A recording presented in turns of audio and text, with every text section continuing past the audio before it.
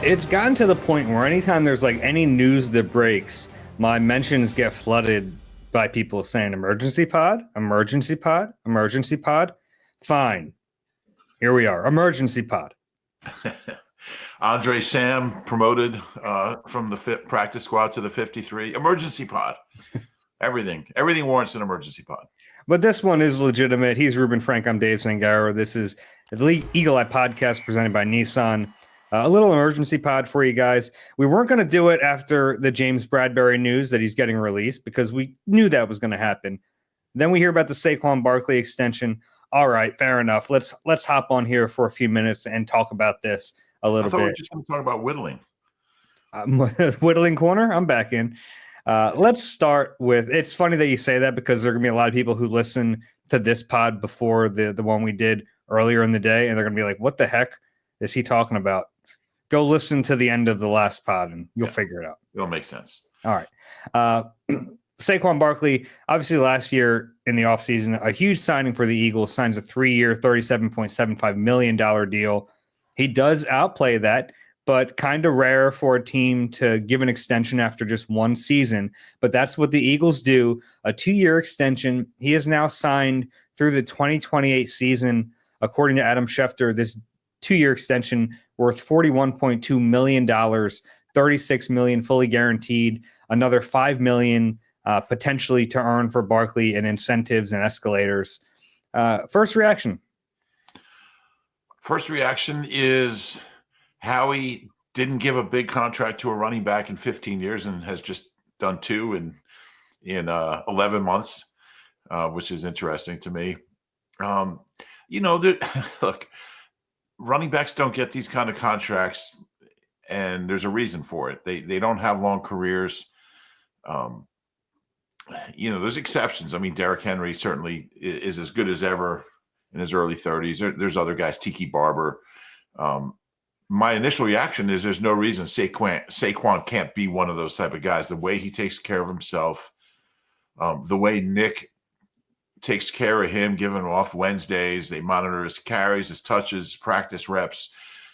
He's a workout warrior as far as taking care of his body and putting in the work during the offseason. Normally, a running back, 7 years into his career, you're like, what's Howie thinking? But with Saquon, I think it's different. And we'll see. I mean, the history of running backs coming off a season like he just had is not a great one, but there are exceptions. And honestly, I expect him to be an exception. So, how do you put a value on a guy who had the year he had? I mean, he had the best year, I think, of any running back in history. So I have no problem with it. Normally I would, but I don't. Yeah, and we don't know the full details of this extension, what it means for the cap situation this year, next year. Without all those full details, it is a little tough to fully give an evaluation of this deal. But I do think from a broader sense, we saw them do this, not exactly the same situation with A.J. Brown. He had been 2 years into his deal, but with 2 years left to go ahead and extend him, it shows that they're willing to do this in special cases. Now, I do think you wonder about setting this precedent, but I mean, if you're ever going to make an exception for somebody, it's this is kind of a once in a lifetime type season type player for Saquon. So if you're another person's agent, I don't think you go to the Eagles and say, hey, we need to do something now. This is kind of a special case. Yeah, I agree with what he did and what he means to this team and the way he did it. And the way we've talked about this. He was better in the postseason than he was during the regular season. That Super Bowl numbers weren't great, but overall, you just don't see running backs do that. So that gives you a sense of, you see so many good running backs just fade late in the season or in the playoffs. So the fact that he got even better, to me, that increases his value because that tells me this is a guy who's going to be productive later in his career. If he can do it in the 21st game of a season, or I guess his 20th, it just gives you a comfort level in his ability to sustain success over a period of years. Yeah, I think that's probably true, and we know how much he cares about taking care of his body, and we know the Eagles care about that as well. We should mention this it makes him the highest paid running back in NFL history. Technically, I mean the way we judge this is APY, average per year. There's probably better ways to do that, but that's generally the accepted way we judge these contracts in terms of highest paid, lowest paid. Christian McCaffrey was the highest paid. Saquon's the first running back to go over 20 mil per season, and it just counts the new money or the extension years as a part of that. Yeah, and some people will count all the years, and so you take the remaining years, and then you take the extension years, and you divide by the total years. There's no, there's no correct way to do it. It's just however you prefer, however you define it. It's a ton of money at a position where Howie did not sign a running back to a second contract or a big contract. I mean, Boston Scott got second contracts or 1 year small deals, but a big contract, it was shady in 2009. He wasn't even GM yet. He was in the front office, but yeah, this is a franchise that doesn't do it. It's a GM that doesn't do it. So for him to do this tells you that they believe he's going to carry this franchise. I mean, as much as Jalen, as much as anybody, he's going to carry the franchise for the next several years. And if he stays healthy and plays at the level he just played at for the last year, they're going to be tough to beat. Yeah, I agree with that. And you look now at the Eagles situation, he's the sixth offensive player to be signed through the 2028 season. I mean, they are taking care of their offensive players. He joins Jalen Hurts, A.J. Brown, Jordan Mailata, Devontae Smith, Landon Dickerson. You'd imagine Cam Jurgens will be there with his extension whenever that comes down. Perhaps Lane Johnson still a candidate for an extension. Like, they're going to take care of their own players. And I think that's like a big part of their overall mission is to like let it be known that they're going to pay their guys and they're going to keep them happy. And especially on offense, where it takes so long to develop continuity and chemistry and get to the point where you're just rolling like they were at the end of this year. And if you keep guys together, you keep the nucleus together, I mean, you don't have to start over every year. You're going to have the same running back, essentially the same O-line. Maybe, a guy leaves here and there.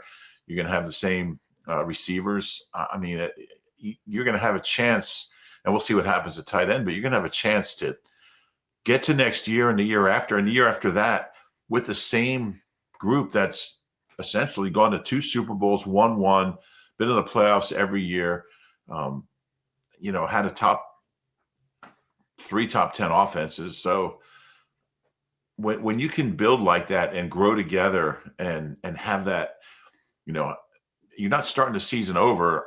You're not starting to grow and build over again on the first day of practice. You're building on what you already have.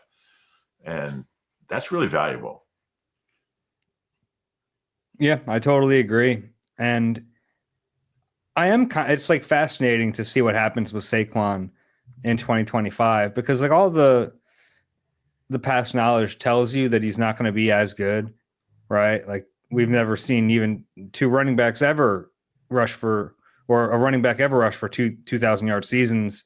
So maybe he won't get back to that level, but man, I have a hard time believing he's not going to be like really good again, at least for this upcoming season. Yeah.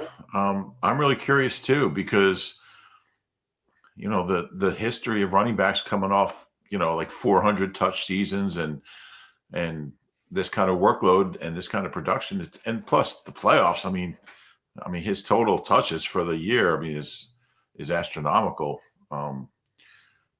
If anybody can do it, he can do it, though, just because of all the reasons we said earlier. I mean, with this O-line, a coach who's really, really locked into what's best for Saquon, during the week and understanding how to keep him in bubble wrap on Wednesdays. And I think there's a lot of reason to believe he can. Yeah, I don't think he's going to have the same numbers as this past year, but gosh, I don't know. I wouldn't be surprised if he's in that 1,700 range, 16, 1,700 with, I'd like to see him a little more involved in the passing game. But I expect another huge year from him. I mean, I don't know. I'm fine with whatever they did last year. Just do it again. Yeah, I just don't think I don't know if that's humanly possible. I don't think he's going to have 2,000 yards again. But heck, nothing he does would surprise me.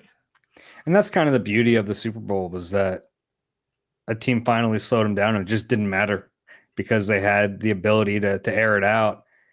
And that's the fun thing about this team. No matter who they lose this offseason, they still have that potential to be really dangerous on offense. Even if like a Dallas Goedert's not back, like that would hurt, but you still feel really good about what they do have. Yeah, and you're going to have a new OC and a new play caller and a new quarterbacks coach and a new passing game coordinator. So there is going to be some change, and there's some unknowns there, but the talent is certainly there and will be for the next several years. Anything else on Saquon? No, yeah. I think since the Super Bowl, a lot of stuff's come out, a lot of videos, kind of behind the scenes stuff. Saquon at the parade. Saquon in the locker room, Saquon on the sidelines with his teammates, that have really, I think, given all of us a three-dimensional view of him as a person that maybe we didn't have during the season. And I mean, that side of him is just as impressive as his ability on the field. The leadership that just comes so natural to him. The connecting with his teammates, the supporting. I mean, gosh, the image of him jumping up in the air, screaming, and Will Shipley's running 57 yards down the field. I mean, that's like a really memorable moment, and that's just who he is. And I think if you weren't a fan of him based on his running ability and his football ability and his blocking and his receiver, all that stuff, seeing him as he really is, the person that he is, the leader that he is, the teammate that he is, I don't know how you can't be a fan of this guy. Yeah, I mean, absolutely. And like the leadership, it was there all year. I think he did have to kind of tread lightly a little bit, like whenever you're a new player on a team and you've been a leader elsewhere. I think it does take some time to like figure out where you fit in. I don't think it took him much time. It didn't take him a lot of time. But I've talked to players over the years that like, man, they don't know exactly how to fit in, and to like guys who were big leaders in other places will join a new team and they're like, man, I don't really know how to do it. I think it's like really natural for him. And he was entering a running back room that is pretty young. So I think automatically like he started to lead that room, and he's just such a good player that like guys are going to listen to him. Like that really does matter. It's like one thing to have leadership characteristics, but if you stink, it doesn't really go very far. Right. He was so good that players wanted to listen, and he was so good that like he got receivers to buy into a run first offense because they were like, yeah, I mean, he could break it at any moment. Yeah, I think he was the respect that his teammates had from the day he got here was really, really crazy to see. And I think he knew a lot of the guys. I think there was already, so he wasn't coming into a place where he didn't know anybody. I think that really helped. But, this is somewhere where I think that Nick's whole connection thing really, you kind of see it at work. I mean, he connected with his teammates right from the get-go. And I remember at training camp, everybody was talking about how impressive he had been, how he's already a leader, how he's already, like taking young guys under his wing. And I mean, this is in August. This is, I think the time between when he signed in the spring until training camp, I mean, he used that time to get to know guys. And I've never seen a veteran come in from another team and take on that role so quickly and effortlessly and effectively. He's fun to be around. He is. It's like, it's just like being around special players like that, guys who are like just the best in the world at what they do. It's fun. And like, there's just no question this year he was the best running back in the world. Yeah. Yeah. I mean, Derrick Henry had a heck of a year, but when all said and done, it was, yeah. It was no contest. Yeah. And he did that interview that I think it was that Thursday before we left for the Super Bowl, where there was only like 6 or 7 of us, excuse me, in the auditorium, and like he talked for like 25 minutes, and it was so just about his season, about how he sees his role, his legacy. It just talked about everything, and it was one of the best interviews I've ever been a part of. And it's funny because we get down, a few days later, he's at a podium with 1,000 people saying some of the same stuff, but he's so thoughtful. I mean, he was part of you like, don't say it again. Don't say it again. Oh, I didn't care at that point. The story was up. So, but I've just been amazed how thoughtful he is. He listens to every question. And look, this isn't a reason he's a great player, but I think it tells you a lot about him. Like he's a guy that listens to every question and does his best to give you a good answer and a thoughtful answer and an engaging answer and an answer that gives something of himself to fans. I mean, that's what we're doing. We're like connecting him with the fans with these interviews. And it was an all-timer. And it was one of those ones where you can't wait to write the story because the quotes are so good. And so, yeah, that ran before we had, Super Bowl week, before Super Bowl week, so early February. So check it out if you want. But yeah, he is fun to be around, fun to talk to, and he's not going anywhere for quite a while. All right, let's take a real quick break. We'll talk James Bradberry, and then we'll wrap up this emergency podcast. You deserve a car that thrills you, a car that puts goosebumps on your goosebumps. At Nissan, we've got everything from turbocharged SUVs to 100% electric vehicles that'll make your heart beat faster. Experience the thrill for yourself and shop your local Nissan store and nissanusa.com today. All right, we'll finish up this emergency Eagle Eye podcast. James Bradberry informed of his release. It'll be a post-June 1st cut. Look, we all knew James Bradberry wasn't going to be back here in 2025. Yeah, and I thought both JB and the Eagles handled a difficult situation as well as possible over the last year. We didn't see much of him. He got hurt at the end of training camp, I guess late August, and that was it. And they kept him on the books, got cap relief from him just being here. From all reports, he was great with the young D-backs, the young corners, and he got to rest his body for a year. He's 31, so I don't know if he's going to play again, or if he does, what that'll look like. But he's a class act. He's always been a class act. The penalty on Juju at the end of the Super Bowl, he was accountable. He never blamed anyone else, didn't blame the refs. Said, I held him. And I kind of admire that. I admire the way he handled that. Look, he's handled everything like a total pro since he's been here.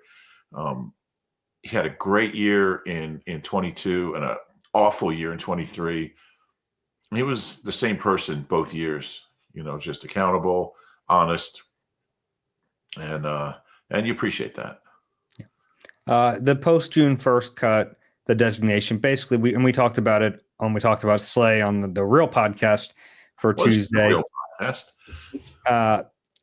The way that works is basically you got to carry their current cap hit through that date of June 1st, and then you do get that relief after June 1st. So the Eagles get around $2.1 million in cap relief, but they won't get it until June. So you're going to hear a lot about like the Eagles created this much cap room by releasing these two players. That's true, but it's like eventual cap space. It's not cap space that they can use immediately when free agency begins next week. Yeah, and you get 2 June 1st designations per season, so they can't use that designation on anyone else. There really isn't anyone else they would want to, I don't think.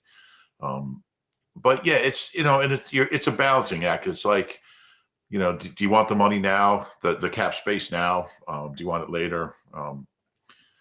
It's forward thinking, and it makes things a little tighter now, but because it doesn't help you for free agency, but in the long run, it does help you. So and the Eagles like to do this. It basically splits up the dead money cap hit between 2 seasons instead of all escalating to 1 season. So basically all the prorated bonus money from a contract escalates when you cut a player. It all like gets pushed up into that year. This is just a way to spread it out over this year, and then the rest escalates next season. Right. And the reason you do that is because yes, like it's a kick the can method, but you're kicking the can and the cap keeps going up. So, like people always talk about kick the can with a negative connotation. Like eventually you're going to have to pay for this. As long as the NFL keeps doing well and the cap keeps going up, like there's a lot of validity to the strategy. Yeah, because the percentage that dead money reflects is a lot higher this year than the part that, than next year. So it's basically the cap's going up 20 million. The same amount of dead money is a lower percentage of your cap in the future. Exactly. Yeah. I don't know if that made sense, but no, it does. We understand. I do want to address one more thing on the Barkley. My friend sending me like the wrong contract info that's like circulating and people are crediting it to Spotrac, but it's just inaccurate that Barkley. It's basically like they saved all this cap money by doing this extension this year. I mean, that's not accurate. We don't know exactly what the implications are, but it's. I see someone put it out there that they like cut his cap in half from like 14 mil to 7 mil. Like that's not true. Right. So yeah. Until we get the breakdown, the year by year, the bonuses, the signing bonus, you can't do that. Yeah. And like typically the way so in very layman's terms, the way you save money the way you save cap space is by turning base salary into bonus money, because bonus money you can prorate over the course or the length of a contract, whereas like base salary counts in that year. Well, his base salary wasn't very high anyway in 2025. So like there's not like they might save a little, but there's not like there was built-in ways to save all this cap space in this year. So I don't know where that's coming from. I know that my one friend is irritating me because he keeps sending it to me from different places, but it's just not true. So yeah. Do you have friends like that? I don't have any friends. That makes sense. That checks out. All right. That's all. We had an emergency pod. We just wanted to talk about those 2 issues real quick. If you enjoy the Eagle Eye podcast and you appreciate the emergency pod, please do us a favor, rate and subscribe wherever you get your pods. If you're watching on YouTube, click the like button and subscribe there as well. Roob, you got any final words for us? Well, Howie was waiting on these moves till we finished the first pod, but we kind of got the last laugh doing the second one. Exactly. We'll take the extra views. Thanks, Howie. All right, for Roob, I'm Dave. This has been Eagle Eye, presented by Nissan, Emergency Edition. We'll talk to you soon.